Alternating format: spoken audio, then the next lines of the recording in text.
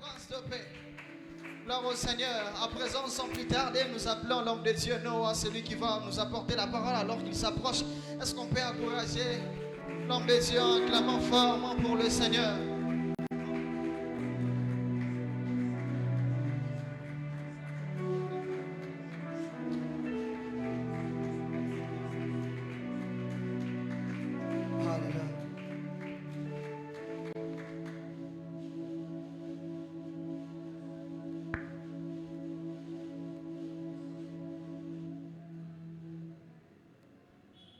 Alléluia. Est-ce que quelqu'un peut prier avec moi? Dire à Dieu, Seigneur, on a besoin de toi.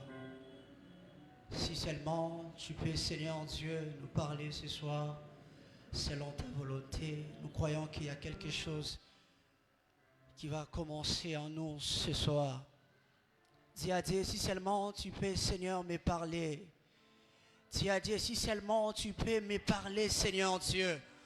Au travers de cette parole, il y aura quelque chose, Seigneur, sur ma nation. Si seulement, Seigneur, tu peux me guider. Si seulement, oh Dieu, tu peux m'orienter différemment. Si seulement, oh Dieu, tu peux, Seigneur Dieu, donner quelque chose ce soir à quelqu'un. Seigneur, nous sommes là dans ta maison. Toi, les propriétaires, nous comptons sur toi. Seigneur, nous avons besoin de toi en ces lieux. Seigneur, nous avons besoin de toi en ces lieux. Oh Dieu, si seulement, Seigneur, tu pouvais s'aimer quelque chose ce soir. Si seulement, oh Dieu, tu pouvais faire quelque chose ce soir en ces lieux. Si seulement, éternel Dieu de gloire, tu pouvais parler à une âme. Oh Dieu, si seulement tu peux parler à un esprit ce soir. Si seulement tu peux parler à une destinée ce soir. Si seulement, oh Dieu, tu peux parler à une nation ce soir. Il y aura quelque chose, oh Dieu. Nous avons besoin de toi. Nous avons besoin de toi, toi qui vois dans les secrets. Nous avons besoin de toi, oh Dieu, toi qui peux essuyer les larmes. Nous avons besoin de toi, toi qui peux guider des destinées. Nous avons besoin de toi, toi qui peux orienter des vies. Nous avons besoin de toi, toi qui peux dire un mot et les choses arrivent. Parle-nous ce soir. Seigneur, communique-nous ta pensée. Seigneur, communique-nous ta volonté. Au nom de Jésus. Seigneur Dieu, je ne veux pas parler selon mon intelligence. Je ne veux pas parler selon ma connaissance. Je ne veux pas parler selon, Seigneur, logique dont moi je connais. Mais je veux que l'Esprit de Dieu parle au travers de moi. Seigneur, que ces fardeaux soient libérés selon ta volonté. Seigneur Dieu de gloire, que cette mission de ce soir soit libérée selon ta volonté. Nous soupirons dans ta présence. Tu sais combien nous sommes faibles. Nous comptons sur toi, Seigneur, en ces lieux. Que toute la gloire soit rendue à toi. Que toute la gloire, ô Dieu de gloire, te soit rendue. Au nom de Jésus-Christ. Nous t'avons ainsi prié, Seigneur, et nous t'acclamons au nom de Jésus. Est-ce qu'un jeune peut acclamer Jésus ce soir? Alléluia. Est-ce que je suis en train de parler aux jeunes? Est-ce qu'il y a quelqu'un qui peut parler à Dieu, qui peut acclamer? Quelqu'un qui a la vie, la force. Est-ce que tu peux acclamer le Seigneur? Alléluia. Que Dieu soit béni, on peut reprendre nos places. Grande ma joie ce soir de partager avec les jeunes de mon église ces fardeaux qui montent, qui pèsent dans mon cœur. Avant de commencer, je dirais d'abord merci à mon Père. C'est lui qui nous a donné l'opportunité, le moyen d'exercer sur cet autel dans sa mission. Il nous a donné la permission de monter sur sa chair et parler en quelque sorte C'était lui. S'il pouvait se multiplier, il devait être là ce soir en train de parler à ces jeunes. Mais vu qu'il ne peut pas se multiplier, il a accepté comme ça de partager la mission en nous donnant l'opportunité d'œuvrer dans cette direction dans la jeunesse. Nous disons merci à Dieu pour ça et merci à maman. Et j'ai dit merci à mon président. C'est lui qui a permis en ce que nous puissions aujourd'hui parler de la part du Seigneur. Et j'ai dit merci à toi aussi, toi qui es là. Ce soir, que Dieu te bénisse. Alléluia. Alors, j'aimerais avant que nous commençons, que nous puissions lire un livre, 1 Corinthiens, chapitre 12. Nous allons arriver jusqu'au verset 11, comme ça, je crois. Lisons au nom de Jésus. C'est l'apôtre Paul qui est en train de parler. Il dit, pour ce qui concerne les dons spirituels, je ne veux pas, frères, que vous soyez dans l'ignorance. Vous savez que lorsque vous étiez païens, vous vous laissiez entraîner vers les idoles muettes selon que vous étiez conduits. C'est pourquoi je vous déclare que nul, s'il parle par l'Esprit de Dieu, ne dit Jésus est un anathème. Et que nul ne peut dire Jésus est Seigneur si ce n'est pas par l'Esprit de Dieu. Il y a diversité de dons, mais le même Esprit. Diversité de ministères, mais le même Seigneur. Diversité d'opérations, mais le même Dieu qui opère tout en tous. Or, à chacun, la manifestation de l'Esprit est donnée pour l'utilité commune. 8. En effet, à l'un est donné par l'Esprit une parole de connaissance, à un autre une parole de sagesse. Et l'Esprit même, selon le même Esprit. Et à un autre la foi par le même Esprit. Et à un autre le don de guérison par le même Esprit. Et à un autre le don d'opérer des miracles. À un autre la prophétie. À un autre les discernements des esprits. À un autre la diversité des langues. À un autre l'interprétation des langues. Alléluia. Ça, c'est l'apôtre Paul qui est en train de parler. Ce soir, nous allons essayer un peu de parler sur la jeunesse et la nation. Alors, l'objectif que nous sommes en train de chercher ou de poursuivre, c'est d'amener les jeunes à comprendre leur importance ou leur rôle qu'ils ont à jouer sur la nation. Alors, nous devons d'abord comprendre une chose. C'est notre priorité en étant jeunes d'exercer notre appel sur notre nation. C'est important de comprendre que nous avons une mission à répondre sur notre nation. C'est important en étant jeune de se dire qu'est-ce que je dois apporter dans ma nation.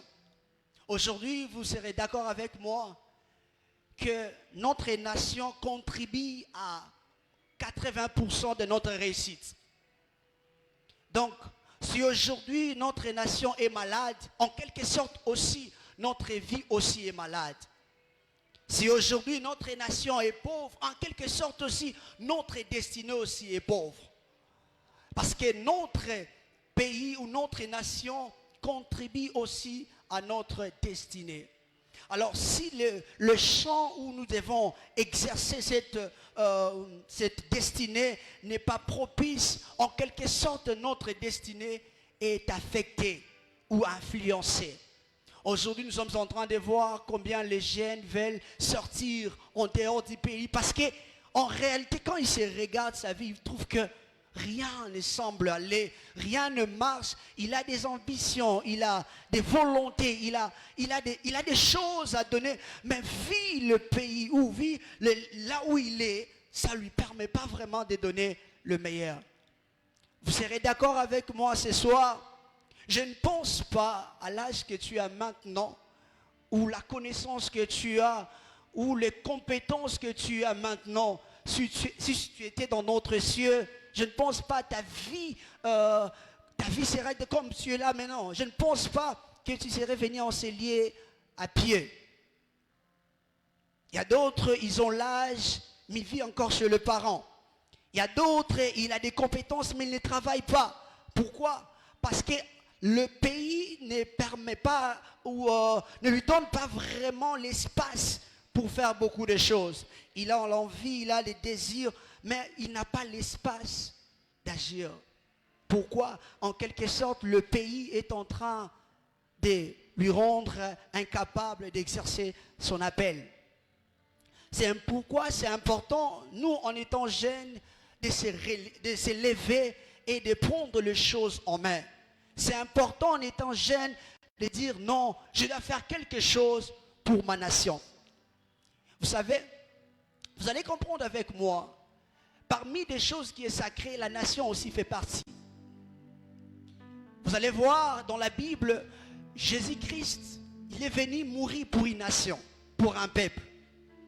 Vous allez voir comme ça, il commence à envoyer des personnes pour aller sauver des nations. Il a envoyé un jeune Moïse, il a envoyé à Abraham d'aller fonder une nation. C'est comme ça, vous voyez dans la Bible, les histoires comme ça se répètent à tout moment concernant la nation.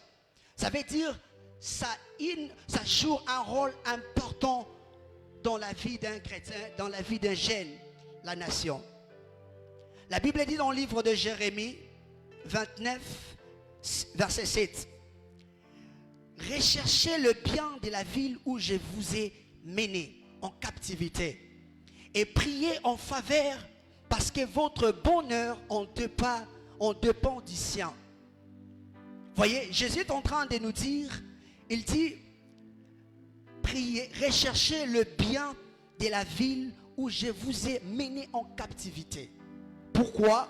Il dit en même temps, il dit, priez pour votre ville ou pour votre nation, là où vous êtes, parce que votre bonheur en dépend. Au lieu de prendre le temps de prier pour sa vie ou pour son ministère, pour son travail, c'est aussi important à un jeune de prier pour sa nation. Pourquoi? La réponse est donnée parce que il dit, votre bonheur en dépend. Donc si aujourd'hui en quelque sorte ta destinée est malade ou ta vie est malade parce que tu ne pries pas assez pour ta nation. Et ça fait en sorte que ta vie ne puisse pas aller là où tu voulais vraiment aller. Tu devais déjà être loin avec ce que tu penses, ce que tu es en train de faire, de préparer. Tu as tellement des ambitions, tu as tellement des désirs, tu pouvais être loin. Mais qu'est-ce qui empêche en sorte que ces projets arrivent à se réaliser? En quelque sorte, le pays ne va pas bien. Alléluia. C'est pourquoi c'est important pour nous de prier pour notre nation. J'aime dans le livre de Proverbes 29, la Bible dit, quand le juste se multiplie, le peuple est dans la joie. Et quand le méchant domine, le peuple gémit. La Bible dit, quand le juste se multiplie, le peuple sont dans la joie. C'est important pour nous jeunes de se lever. C'est important pour nous jeunes d'aller essayer de travailler dans des institutions. C'est important pour nous jeunes, les jeunes justes, de se lever, d'aller travailler à l'armée. C'est important pour nous les jeunes de se lever, d'aller travailler dans l'administration, de faire des choses dont nous sommes en train de fuir. Dit non, moi je ne peux pas faire la politique parce que là-bas c'est corrompu. La Bible dit que si les justes se multiplient, le peuple est dans la joie. Mais quand le méchant domine, le peuple gémit. Lorsque les jeunes ont peur de faire la politique ou d'aller à l'armée, de faire d'autres choses, nous laissons ces postes aux païens.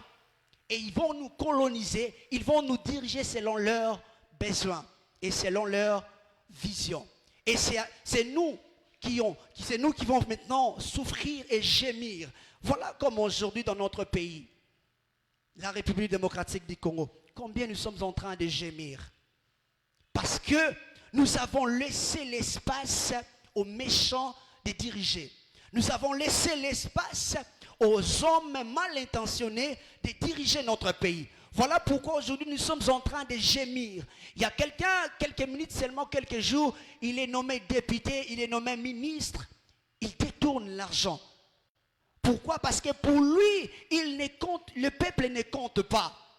Mais je ne pense pas, si on avait à la tête des hommes capables, si on avait des jeunes restaurés, des hommes shiftés par la parole de Dieu, je ne crois pas qu'aujourd'hui tu es gouverneur de la ville, tu feras ce que nous sommes en train de voir aujourd'hui.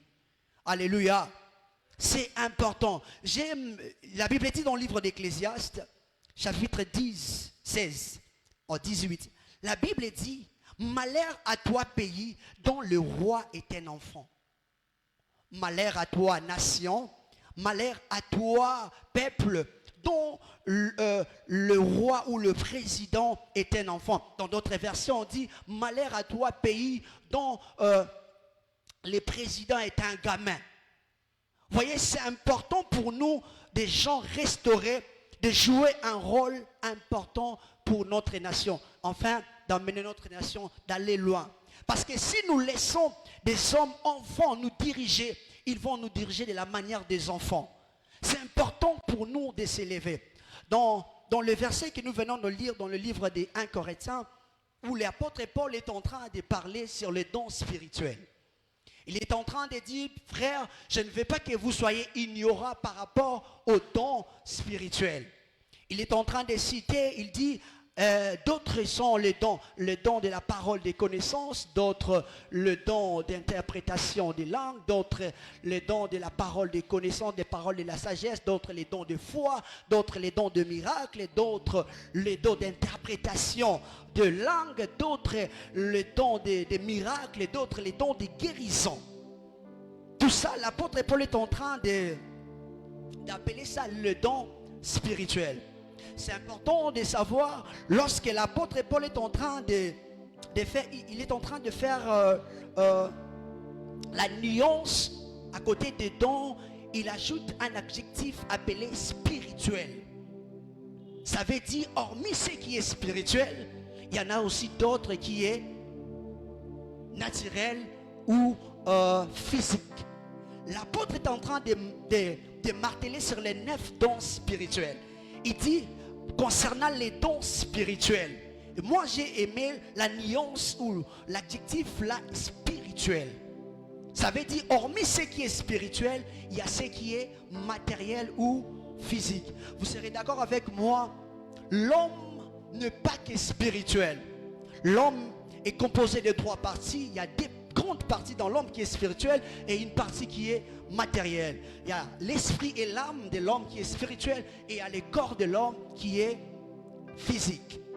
Alors, nous devons savoir que l'homme n'est pas que spirituel.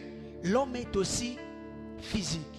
C'est pourquoi c'est important de comprendre. Parce qu'aujourd'hui, à l'église, nous sommes en train de se focaliser seulement sur ce qui est spirituel, entre guillemets, l'esprit. Mais on laisse trop ce qui est physique. Dieu n'est pas bête. On créa l'homme et en lui plaçant sur la terre.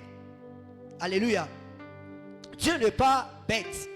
Il a créé l'homme et il l'a placé sur la terre. C'est pour accomplir une mission. Vous allez comprendre ceci. Les dons spirituels sont souvent pour exposer Christ. Alléluia.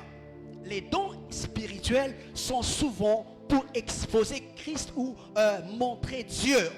Mais les dons physiques ou les talents sont souvent pour manifester la puissance ou accomplir la volonté de Dieu sur la terre. Alléluia.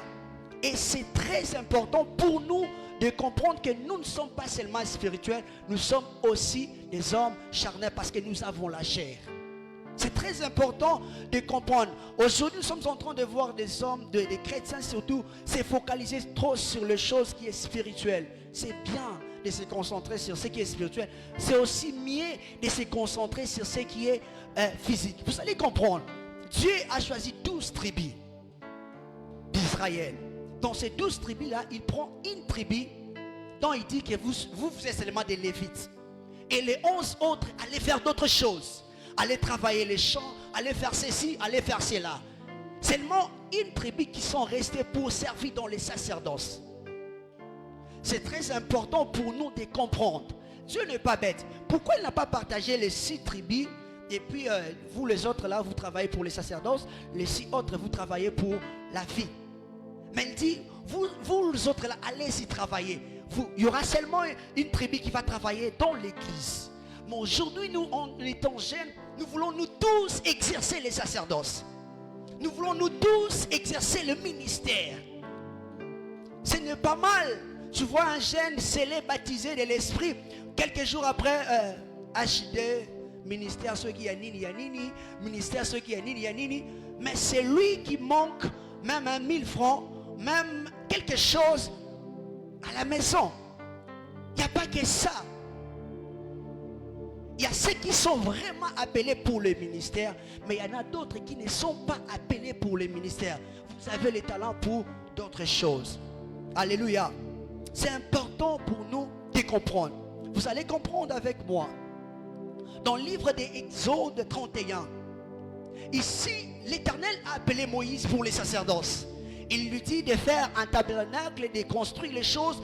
Il lui donne le plan, comment il doit réaliser les sacerdoces. Mais il lui dit, Moïse, j'ai appelé Bétzalel. Écoutons ce que la Bible dit. Exode 31, 1, 3 jusqu'au verset 6. L'Éternel parle à Moïse et dit, sache que j'ai choisi Bétzalel, fils d'Iri, de la tribu de Dan.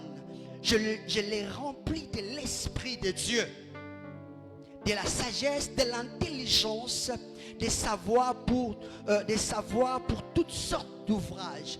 Je l'ai rendu capable de faire des inventions. C'est important. De travailler l'or, l'argent, le rein, de graver les pierres, encasser, de travailler les bois et d'exécuter toutes sortes d'ouvrages. Et voici, je lui ai donné pour aide Oliab de la tribu de Dan. J'ai mis de l'intelligence dans l'esprit de tous ceux qui sont habiles. Alléluia.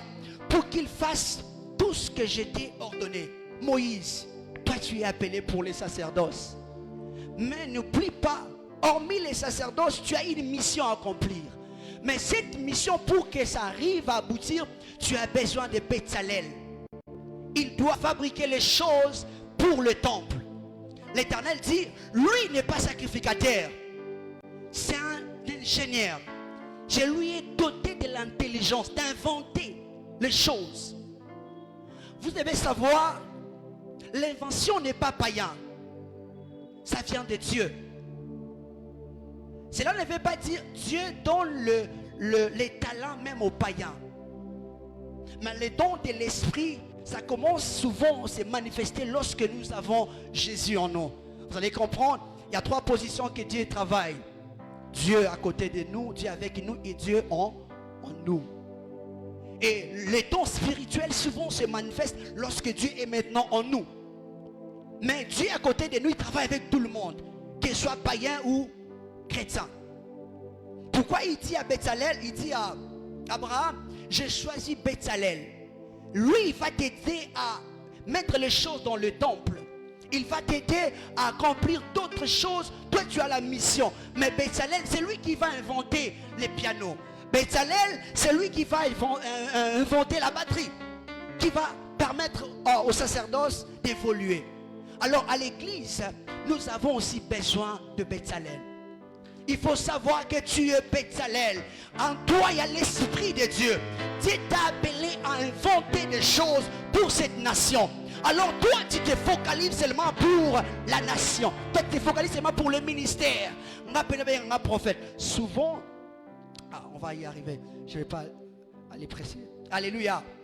C'est important de comprendre. Alors, en étant Bétzalel, tu dois comprendre ton appel, ta mission. Nous n'avons pas que le don spirituel. Nous avons aussi les talents. C'est pourquoi le talent que Dieu nous a donné a pour mission, comme j'avais dit, pour manifester ça sur la terre. J'ai rencontré un homme, il s'appelle Howard Gardner. C'est un psychologue. En 1983, il a découvert qu'il existe au moins 9 types d'intelligence ou 9 types de talents. Alléluia. Alors je vais essayer de lire ça un peu vite pour que nous puissions continuer notre enseignement.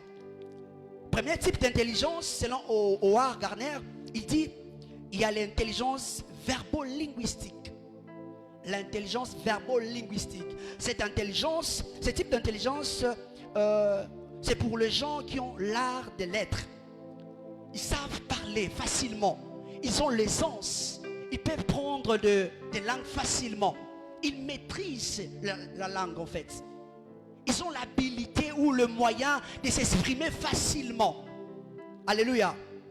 Ils ont l'habilité de parler facilement. Souvent, ces gens finissent comme des écrivains, comme des orateurs, comme des journalistes, des poètes, des avocats, des porte-paroles.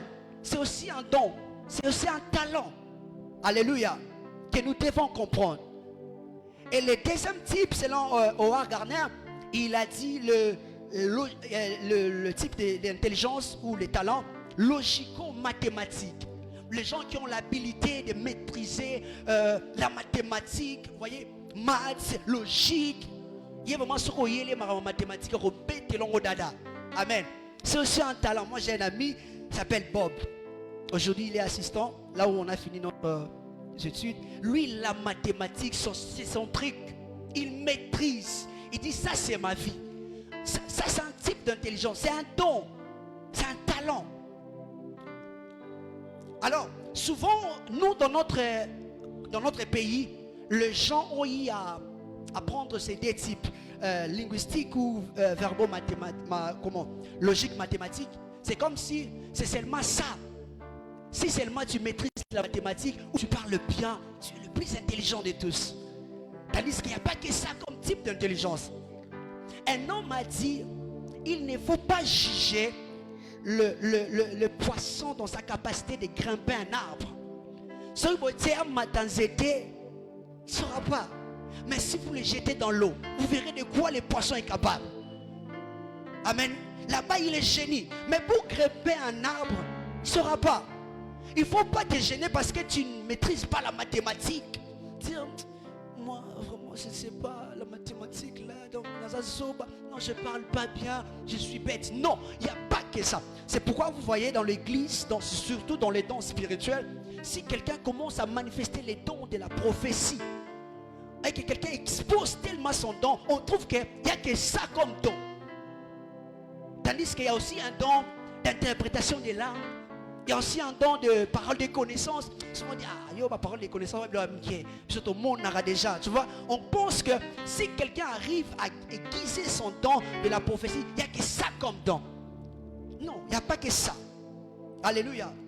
Et le troisième type d'intelligence, selon Howard, le type d'intelligence, comme on appelle, les types d'intelligence corporelle kinesthétique. Ça veut dire que ce sont les gens qui savent utiliser leur corps. Vous voyez, les gens qui savent bouger, les gens qui savent manipuler leur corps. Il a la facilité de faire des choses. Vous allez être d'accord avec moi, l'homme le plus célèbre dans le monde ou les plus suivis, c'est Cristiano Ronaldo. Je ne suis pas madrilène, il ne faut pas m'en vouloir, mais c'est ça les informations. L'homme le plus suivi ou le plus célèbre dans le monde, c'est Cristiano Ronaldo. Ce monsieur fait des millions, non que parce qu'il est bon en mathématiques, mais c'est parce qu'il sait travailler son corps. Alléluia. Il sait aiguiser. Il dit, bon, moi en mathématiques vraiment là, je ne connais pas. Le français ou l'anglais, la tête. Mais il dit, mais ça, je connais. S'il commence à jouer, vous voyez que ce monsieur maîtrise quelque chose. Et à cause de ça, ça lui fait des millions. Alors il ne faut pas te voir que comme si c'est pourquoi nous qui vont être des parents, nous devons essayer comment orienter nos enfants quand ils vont commencer à grandir. Amen. Alors, ces gens souvent finissent comme des sportifs, comme des danseurs, comme des chirurgiens, vous voyez, ils maîtrisent bien les corps. Et le quatrième type d'intelligence, c'est l'intelligence spatiale. Ça permet à l'individu d'utiliser ses capacités intellectuelles qui lui procurent la possibilité de se faire mentalement une représentation. Vous Voyez, donc il maîtrise des choses d'espace. Donc tu vois comme Elias là-bas, il est en train de prendre des photos. Il maîtrise ça. Voyez, c'est un type d'intelligence, c'est un talent. Alors ces gens souvent ils finissent comme ils finissent comme des peintres, comme des dessinateurs. Ils ont la facilité. Ils peuvent dessiner facilement comme ça, sans qu'il y ait une calculatrice, tout ça. Il sait que la tête, ça fait comme ça, les yeux, tu vois la bouche. Il maîtrise ça. C'est un type d'intelligence, c'est un don, c'est un talent. Alors si tu trouves parmi ça, il faut aiguiser ça. Ils finissent comme des peintres, des dessinateurs, des architectes, des photographes, des caméramans. Et ce sont eux-mêmes qui nous fabriquent des cartes ou des jeux vidéo. C'est un type d'intelligence. On a besoin de ça. Il n'y a pas que la prophétie. Et cinquième type d'intelligence, selon Howard Gardner, on appelle l'intelligence intrapersonnelle ou sociale. Ce sont les types d'intelligence qui permettent à l'individu d'agir ou réagir avec d'autres de façon correcte. Ils ont l'empathie, ils ont la facilité de comprendre les autres, de sentir les douleurs des autres. Donc, lui vraiment, il maîtrise ça. Ils ont l'empathie des gens. Donc, vous comprenez. Même si vous avez fini l'école, lui, il vous réunit toujours. C'est un type, c'est un don, c'est un talent. Souvent, ils finissent comme des socialistes, des philanthropes, des activistes, des médiateurs même. Parce qu'ils ont ça. Et le septième type d'intelligence, l'intelligence intrapersonnelle. Le sixième, c'était interpersonnel. Mais le sixième, c'est intrapersonnel. C'est l'attitude de faire l'introspection, c'est-à-dire à revenir à l'intérieur de soi. Cette forme d'intelligence permet à se comprendre soi-même. Il y a d'autres personnes, qui ne se comprend pas lui-même. Mais il y a d'autres personnes, s'ils entrent en lui-même, il connaît qui il est. Souvent, ils finissent comme des guides spirituels, des coachs, des philosophes, comme des conseillers, des mentors, parce qu'ils savent se maîtriser eux-mêmes. Et ils ont la facilité d'aider les autres à se maîtriser. Alléluia. Et d'autres types d'intelligence, selon Howard, c'est l'intelligence musicale ou rythmique. Amen. Là, c'est la capacité de penser ou de rythmer en mélodie, ou de reconnaître le modèle de musicaux, ou de mémoriser, ou d'interpréter, ou de comprendre les sons. En fait, ils ont l'oreille musicale. Voyez, lui, il peut être là, bien sûr, il a donc c'est ça, c'est comme mon président. Vous voyez, c'est un don, c'est un talent. Maintenant, quand tu te connais dans ce type d'intelligence, alors il faut apprendre comment aiguiser ça pour aller très loin. C'est très important. Souvent, ces gens finissent comme des producteurs, des arrangeurs, des instrumentistes, des ingénieurs de son. C'est un type d'intelligence. Il n'y a pas que prêcher. Alléluia. C'est très important de comprendre toutes ces choses. Alors, lorsque tu arrives à connaître maintenant ton talent, ton don, sur quelle direction Dieu t'a appelé, maintenant, c'est à toi maintenant de voir comment tu dois aiguiser ces talents. On ne peut pas faire l'argent avec les dons spirituels. Parce que les dons spirituels, c'est pour exposer Christ. Mais on peut faire l'argent avec les talents. Alléluia. C'est très important. Vous allez comprendre avec moi. L'idée des talents ici, selon Jésus, c'est d'abord l'argent. Quand vous lisez dans l'ancien l'histoire, les talents, c'était des pièces de monnaie. C'était pas, c'est les pièces de monnaie. Prévenez, vous allez voir, quand Jésus-Christ, les gens sont venus demander à Jésus de payer l'impôt. Jésus-Christ a envoyé quelqu'un qui avait les dons de pêche. Pierre. Il lui va pêcher. Et quand tu vas attraper le poisson, à l'intérieur, tu trouveras quoi? L'argent. Amen. Lorsque tu aiguises tes dons, tu vas comprendre qu'avec les dons, tes talents vont commencer à te produire de l'argent. Maintenant, toi, tu te demandes, c'est quoi je suis bon? Sur quoi je suis appelé? Sur quoi tu tu dois comprendre, parmi les types d'intelligence, je suis dans quelle catégorie? Alors, si maintenant tu arrives à trouver ta catégorie ou ta classe, maintenant, c'est à toi maintenant de travailler jusqu'à ce que ça commence à faire quoi? À produire. Alléluia. Est-ce que quelqu'un est avec moi? Alléluia. Nous devons faire vraiment l'effort. Nous devons comprendre ceci. Parce que j'ai du mal à comprendre aujourd'hui, dans mon église, des jeunes qui, souvent, ils sont trop dans les choses qui sont spirituelles. Mais si on regarde de près, ils sont impolis, ils sont inactifs, ils ne sont pas des hommes de confiance. Tu lui confies une mission incapable de le faire, mais rempli de l'esprit. Alléluia. Nous devons comprendre ces choses, c'est très important. Et ça va nous aider dans la vie. J'aime beaucoup l'histoire de Joseph et Pharaon. Dans la Bible, il y avait Joseph et Pharaon. Cette histoire relate ceci. Pharaon, dans la nuit, il a rêvé. Il a vu les choses bizarres, des sons se répéter. Il a vu des choses compliquées. Nous allons lire ça dans le livre de Genèse 41, 26 à 27 jusqu'à 36. La Bible dit, les 7 belles vaches représentent 7 années, tout comme les 7 beaux épis. C'est un seul même son. Là, c'est Joseph qui est en train d'expliquer. Les 7 vaches décarnées et laides qui ont surgi derrière le premier représentent aussi 7 années et 7 épines maigres. Il dit, seront 7 années de famine. Il y aura d'abord 7 années de grande abondance dans toute l'Égypte. Ils colteront tous les vivres qui produiront cette bonne année qui viennent. Ils magasineront le bleu dans le ville et garderont comme réserve de vivres. Ces provisions serviront des réserves pour le pays, en provision de 7 années de famine qui s'abattront sur l'Égypte. Ainsi, le peuple du pays ne mourront pas de faim. Quand il a rêvé, il a vu des choses bizarres. Il a appelé ses mages, les hommes intelligents de l'Égypte, pour lui expliquer les songes.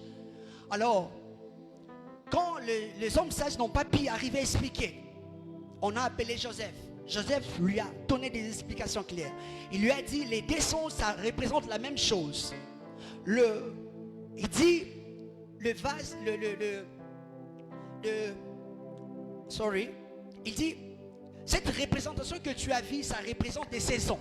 En fait, il y a des saisons. Il y aura une saison d'abondance dans la nation, où il y aura aussi 7 ans d'autres de famine dans la nation. Alors, voici l'intelligence que moi je vous propose. Pendant les 7 ans d'abondance, vous devez magasiner ou faire épargne en fait des choses pendant le moment d'abondance, pour que quand le moment de la famine viendra, que le pays ne puisse pas souffrir. Ces 2 saisons, c'est de même pour la vie de l'homme. L'homme passe 2 saisons dans la vie. Que veut dire la saison d'abondance? Saison d'abondance représente le temps où tu as les moyens, la possibilité d'apprendre.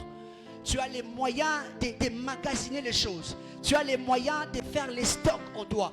Tu as les moyens d'apprendre. Tu as les temps en fait. Et qui représente le 7 ans de famine? Ça représente une saison où tu n'as pas le temps. Où tu ne peux plus donner. Maintenant, tu ne peux plus magasiner, mais tu dois donner. Amen. C'est le moment où, peut-être dans la formation, tu dois apprendre. Parce que tu sais qu'il y aura un moment où je ne vais plus apprendre, mais je dois faire quoi? Je dois donner ce que j'ai à magasiner. C'est important aujourd'hui, en étant jeune, comprendre dans quelle saison nous sommes. Est-ce que je suis dans la saison où je dois épargner des capacités, des dons, des talents, des moyens, pour que quand la saison de la famine viendra, que je ne puisse pas mourir de faim? Qu'est-ce que tu es en train de magasiner aujourd'hui? Qu'est-ce que tu nourris ton esprit ou ton âme pour demain? Tu dois faire l'épargne des capacités. Tu dois faire l'épargne des moyens. Tu dois faire l'épargne des compétences. Parce que quand la saison viendra, que tu sois en mesure de faire quoi? De donner. C'est très important. Tu dois investir en toi. J'aime beaucoup l'histoire dans le livre de 1 Samuel. C'est l'histoire de David. 1 Samuel 16, 18. Ici, l'Éternel a rejeté Saül. Alors, il a choisi David. Maintenant, les esprits commencent à tourmenter Saül à tout moment. Maintenant, on demande comment on doit faire pour maîtriser les esprits qui tourmentent Saül. La Bible dit dans le livre de 1 Samuel 16, 18. Un homme dit, un serviteur dit, je connais justement un fils de Jessé, de Bethléem. C'est un bon musicien, un homme de valeur, un bon combattant. Il parle avec intelligence, il est beau et le Seigneur est avec lui. On dit, quand les esprits commencent à tourmenter Saül, on a besoin de quelqu'un qui peut maîtriser les esprits. Mais cette personne-là doit être quelqu'un qui sait jouer. Un homme dit, je connais un homme dans la maison de Jessé, il s'appelle David. Il cite les talents ou les capacités que David en avait. Il dit, il sait jouer.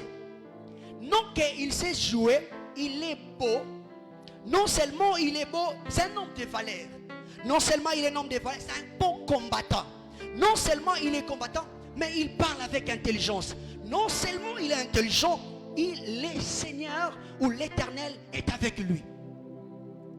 Vous comprenez? Ce n'est pas seulement la grâce qui a amené David dans le palais royal, mais c'est aussi des compétences et les talents. Vous savez, la grâce va te faire entrer dans le palais. Mais ce qui va te faire maintenir dans le palais, ce sont des talents et des capacités. On peut pas dire qu'aujourd'hui, tu deviens notre président. C'est bon la grâce. Mais pour se maintenir dans le pouvoir, il faut avoir des compétences. Il faut avoir des capacités. C'est pourquoi on cite David. On dit, cet homme ne sait pas seulement jouer. C'est pas seulement un bon musicien. Mais il parle bien. Il est intelligent. Il est combattant. Non seulement il est combattant, il est beau. Il est un homme de valeur. Mais aussi l'Éternel est avec lui. Est-ce que je pense que ces messieurs connaissaient David? Quand il passait, il va venir à David. Ah non, mon David. Peux-tu aller musique fort? Peux-tu aller c'est pourquoi je suis en train de demander à quelqu'un, fais ce que tu es en train de faire bien. Tu ne sais pas qui te regarde. Alléluia. S'il s'agit de prendre les photos, prends bien les photos. S'il s'agit de filmer, filme bien. S'il s'agit de jouer, mets ta malamou. Tu ne sais pas qui te regarde. Alléluia. Tu ne sais pas qui te regarde. Tu ne sais pas qui te regarde. David ne savait pas qu'il y avait un homme dans le palais qui lui regardait. Et le jour où on a cherché quelqu'un pour maîtriser Saül, on est allé seulement prendre qui? David. Pourquoi? Parce qu'il maîtrisait ce qu'il savait faire. Il avait investi en lui. Malgré tout, malgré sa famille, il maîtrisait ces choses. Et le jour où la grâce est venue, la grâce la trouve avec des compétences. Dieu est fidèle. Il va certainement accomplir sa volonté. Il va certainement réaliser sa promesse sur toi. Mais quand la grâce viendra, est-ce qu'il trouvera des compétences? Quand la grâce viendra, est-ce qu'on peut dire, aujourd'hui vous voyez, Dieu avait promis quelqu'un qui sera président, ministre. Et puis, bon, selon sa souveraineté, Dieu réalise sa promesse. Parce qu'il est Dieu, il va le faire.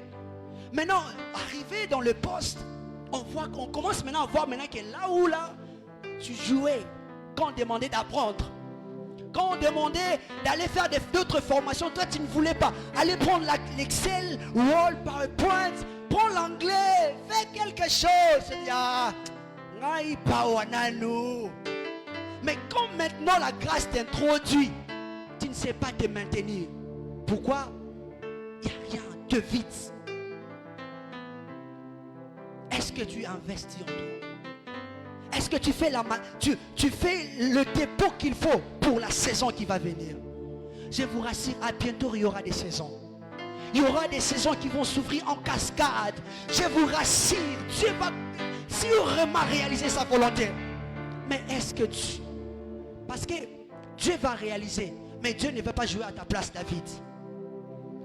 Quand tu seras devant Saül, Dieu ne jouera pas à ta place. Depuis longtemps, tu devais déjà apprendre. Depuis longtemps, tu devais maîtriser l'art de prendre des photos. Depuis longtemps, tu devais déjà maîtriser l'art de jouer. Depuis longtemps, tu devais maîtriser bien l'informatique. Parce que c'était pour une saison. C'était toi. Tu n'as pas été prudent au moment où tu avais le temps pour maximiser les choses en toi. Est-ce que je parle à quelqu'un? Quelqu'un peut acclamer le Seigneur.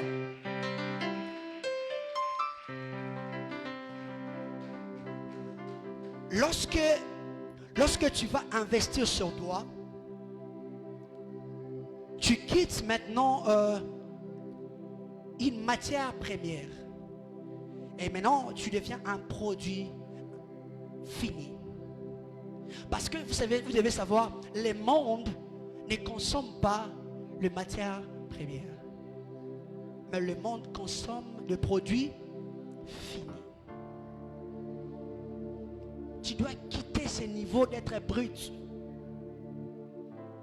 Au sein de la ragnance, c'est bon, tu es brut. Maintenant, sois un produit fini. Parce que quand le moment où la saison va s'ouvrir, que tu sois consommable. Je parle à quelqu'un. Ça va, hein? Ici, il n'y a pas seulement des take it. Alléluia. Est-ce que tu prends le temps d'investir? Tu te nourris de quoi en étant jeune? Tu as le temps d'apprendre. Tu prends 1 giga, tu mets ça seulement pour des vidéos sur TikTok. Tu as le temps pour le moment d'apprendre. Tu prends 2 mégas, tu passes toute ta nuit en train seulement de regarder des films bizarres. Ces temps-là, tu pouvais te maximiser à apprendre quelque chose. J'aime une histoire dans la Bible. Un homme a dit, l'ambition dont on n'a pas de compétences est un crime. L'ambition dont on n'a pas de compétences est un crime. Je vais être un pasteur. Mais tu n'as pas de compétences d'un pasteur, c'est un crime. Je vais être un chanteur. Mais tu n'as pas de compétences de chanteur. Je vais être un homme d'affaires. Est-ce que tu lis quoi? Tu te nourris de quoi? Un homme d'affaires ne lit pas les prophéties. Un homme d'affaires apprend l'entrepreneuriat, des investissements. Un homme d'affaires lit autre chose. Là, c'est bon pour le ministère. Tu te nourris de quoi? Écoutons. Ce que nous sommes aujourd'hui et les résultats d'hier,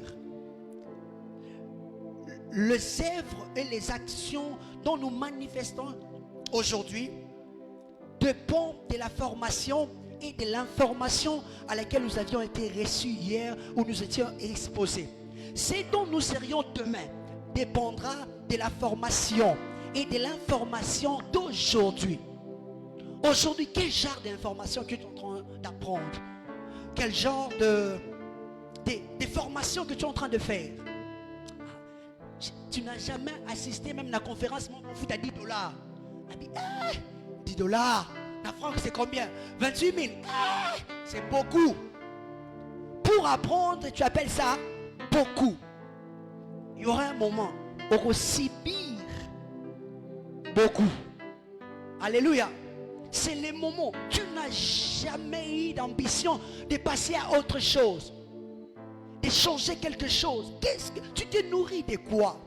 Écoutons quelque chose. Dans le livre d'Ézéchiel, Ézéchiel, chapitre 3, versets 1 à 3. C'est Ézéchiel. L'Éternel parle à Ézéchiel pour aller prophétiser. Il lui dit, Ézéchiel va prophétiser. Mais l'Éternel lui recommande. Il dit, avant d'y aller prophétiser, tu dois manger les rouleaux. Lisons ça. La Bible dit, celui qui me parlait me dit, fils d'homme, mange ce qui te présente, avale ces rouleaux, puis va parler. au peuple d'Israël. J'ouvre la bouche, il me fit manger les rouleaux. Puis il me dit, fils de l'homme, nourris ton corps et remplis ton ventre de ces rouleaux que je te donne.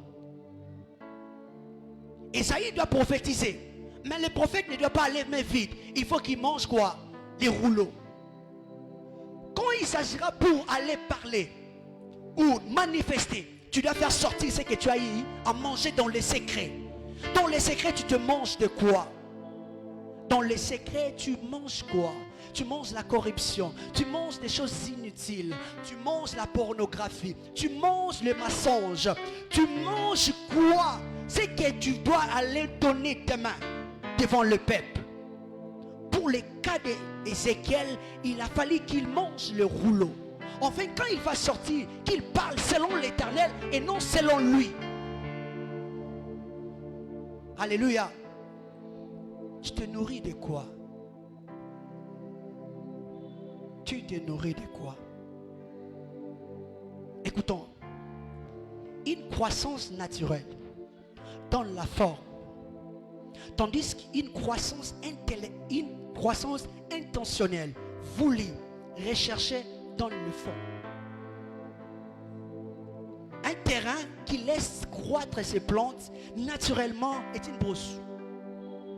Un terrain qui laisse croître naturellement ses plantes est une brousse. Mais un terrain dont on entretient minutieusement, intentionnellement la croissance des plantes est un jardin. Est-ce ta vie est une brousse ou un jardin? Si c'est une brousse, tu la laisses comme ça, sans intentionnellement chercher des informations qu'il faut donner dans ton jardin, dans ta brousse pour que ça soit un jardin. Vous savez, dans la brousse, il y a d'autres plantes qui ne naissent pas naturellement. Tu dois aller chercher ça ailleurs, acheter ça et planter ça dans ton jardin. Alléluia. C'est important aujourd'hui d'aller chercher ailleurs des compétences qu'il faut, des informations qu'il faut, en fait de planter cela dans ton jardin. Écoutons une chose. La Bible dit, dans le livre de Matthieu 15, 19, le cœur de l'homme naît, on dit, c'est dans le cœur de l'homme naissent beaucoup de mauvaises choses. Il y a des choses bizarres qui naissent dans le cœur de l'homme. C'est à toi de choisir ça, non, ça, oui, ça, non, ça, oui. C'est comme ça que tu seras utile. L'apôtre Paul dit, tout est permis, mais tout n'est pas utile. La grandeur n'est pas dans ce qui est permis, mais dans ce qui est utile. Alléluia. C'est important pour nous de savoir ces choses. J'aime une chose dans le livre de 1 Corinthiens, chapitre 3, verset 6. La Bible dit, c'est Paul, il dit, moi, j'ai planté, Apollos a arrosé, mais Dieu a fait croître. Il dit, moi, Paul, j'ai planté, Apollos a arrosé, Dieu a fait croître. Pour que Dieu puisse faire croître, il faut qu'il y ait des principes. Paul plante, Apollos arrose. Dieu ne fera pas faire croître ce que toi tu n'as pas eu à planter ni à arroser. Qu'est-ce que tu plantes dans ta vie maintenant? Qu'est-ce que tu es en train de planter pour que Dieu demain puisse faire croître? Je vous ai dit quelque chose pour David. David a semé le travail. Il maîtrisait bien jouer l'harpe. Il a semé. Et le jour où la grâce est venue, Dieu a fait croître. On l'a appelé chez le roi. Qu'est-ce que tu fais croître aujourd'hui dans ton domaine de travail? Qu'est-ce que tu fais planter? Qu'est-ce que tu arroses dans ta vie? La oisiveté, l'inaction ou le manque de compétences, de plaintes, pays on a évité, tout ça, tandis que dans ces pays, il y a des gens qui sont en train de gagner des millions. Il y a des gens, je vous dis, j'ai rencontré une maman. Cette dame, c'est une sœur qui me l'a présentée. Je suis allé dans sa maison. Des choses que je voyais dans sa maison, je ne l'ai jamais vues chez nous. Tu vois, je dis, ah, ça existe. Ok. Là, ok. On parlait sur des choses, on discutait. Il me parle, non, j'attends l'argent. Là, oh, il faut avoir 56 000 balles. 56 000 dollars. Na Congo. Ok. Donc, na Congo, il y a des gens, ok, et touchent des millions. Amen. Merwa assemble la raté. Amen. Ah frère, nous, continue comme ça. C'est bon. Merci Nayo. Alléluia. Tu dois planter quelque chose dans ta vie. Écoutez, Rai dit ceci. Il dit, ne jugez pas chaque journée par votre récolte, mais par les graines que vous avez plantées, qui ne plantent jamais, n'ont aucune chance de récolter. Si tu ne plantes pas, tu n'as aucune chance de récolter. Tu dois s'aimer quelque chose. D'autres personnes disent Nzamba Rosala. Non parce que Nzamba Rosala, mais parce que lui n'a rien fait et il met ça sur Dieu. Ah, Nandimiga Nzamba Rosala. Toi, qu'est-ce que tu fais maintenant à ton niveau? Moi, je connais des frères. Ils ont appris à conduire ici à l'église. Ici à l'église, il a appris à conduire. Je connais des frères, ils ont eu des relations de graves ici à l'église. Quand tu es en train de te plaindre, je ne sais pas, j'ai envie de sortir. Non, 1500 dollars. Tu penses que là-bas tu vas aller Colorota? Tu vas travailler. Le 1500 là, tu peux chercher quelqu'un. Comment je peux faire avec ça? Comment je peux fructifier cela? Comment je peux investir sur ça? Je connais des jeunes au route dans l'équipe à mon âge. Ils gagnent de l'argent plus que moi. Seulement il s'est retrouvé sur quoi il est capable. Et il a tellement maximisé à CBC en tellement malade que a commis chercher. Et à cause de ses talents, ça lui donne de l'argent. Qu'est-ce que tu sèmes aujourd'hui pour récolter demain? C'est pourquoi je suis en train de prier. Il y a un proverbe chinois qui dit le meilleur moment pour planter un arbre était il y a 20 ans. Le deuxième meilleur moment, c'est maintenant. C'est maintenant que tu dois planter. C'est maintenant que tu dois commencer à faire des choses. Il y a beaucoup de choses que j'ai prévues, mais je n'ai pas tout dit. Je crois à la prochaine, Dieu nous fera grâce, je vais le dire. Ou dans mes vidéos, je vais le dire. Je prie à Dieu ce soir de réveiller ton esprit. Je prie à l'Éternel de réveiller ton esprit. Il y a comme ça dans la Bible l'histoire où Dieu, la Bible dit l'Éternel réveilla l'esprit de Zorobabel, fils de Tchasil. Il réveilla l'esprit de tel roi, de tel peuple. Je prie ce soir que Dieu réveille ton esprit. En fait que tu quittes les niveaux où tu es en train de penser que tu as encore le temps. C'est le moment de te réveiller. Là, j'étais en train d'avancer. Tu avais 24 ans, maintenant tu as 25 ans. Tu avais 25 ans, maintenant tu as 26 ans. À bientôt, tu auras 27 ans. Tu n'as plus le temps. Réveille-toi. Je prie que Dieu réveille quelqu'un, que Dieu réveille un jeune. Quelqu'un, que l'esprit de quelqu'un qui est en train de dormir, que l'esprit de quelqu'un qui est en train de somnoler, lui réveille. Mano que ne poto, ane ou fola que poto, ane wana la que ne poto okete. Na bête qui devait l'hôtellerie, ane wana, ok, et simbité. Aussi longtemps tu attends, les temps sont en train de passer. Avec les temps là, est-ce que tu peux pas faire d'autres choses? Que le Seigneur réveille ton esprit. Est-ce qu'on peut s'élever là où nous sommes?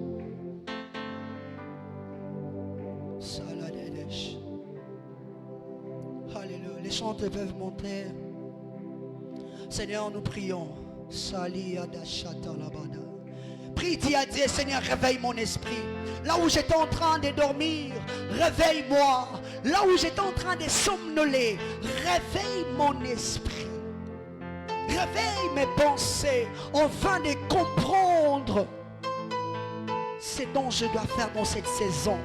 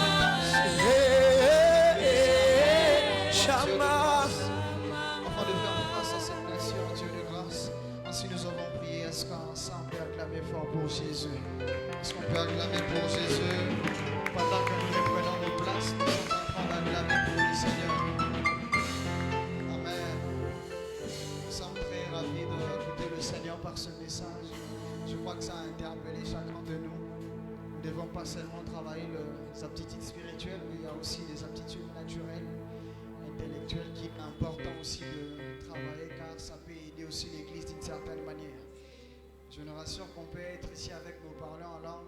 S'il n'y a pas Elias, s'il n'y a pas Tegra, il n'y aura peut-être pas le culte. Ça frise directement le pasteur de sorte qu'il regarde. Est-ce que vous ne pouvez pas m'arranger le sang? Parce que c'est un type d'intelligence d'où ils ont travaillé et maintenant là ça aide l'église. La parole dit que c'est Christ qui dit jusqu'à ce que la parole sera prêchée jusqu'aux extrémités de la terre. Je pourrais nous dire au moment où nous sommes par les médias, c'est possible que la parole de Dieu puisse toucher les extrémités de la terre. C'est parce qu'il y a eu des gens qui ont eu en place, qui ont eu le temps de travailler cette capacité intellectuelle, mettre en place des objets qu'il faut pour connecter le monde afin de faciliter que le message passe partout. Donc c'est important de travailler ce que tu as comme compétence. Je crois que ça peut aider l'Église, mais aussi aider notre nation. À présent, nous allons offrir à notre Dieu. Est-ce qu'on peut acclamer? Nous serons qu'un seul service. Nous allons apporter les offrandes pour honorer la parole de Dieu, mais aussi les offrandes pour l'Église. Je pourrais dire au protocole d'apporter le panier jaune. Est-ce que la sœur Dorée peut nous apporter le panier jaune? Nous serons qu'un seul service. Dans le panier gris, nous allons mettre les offrandes du prophète, et dans le panier jaune, nous allons mettre les offrandes de l'Église.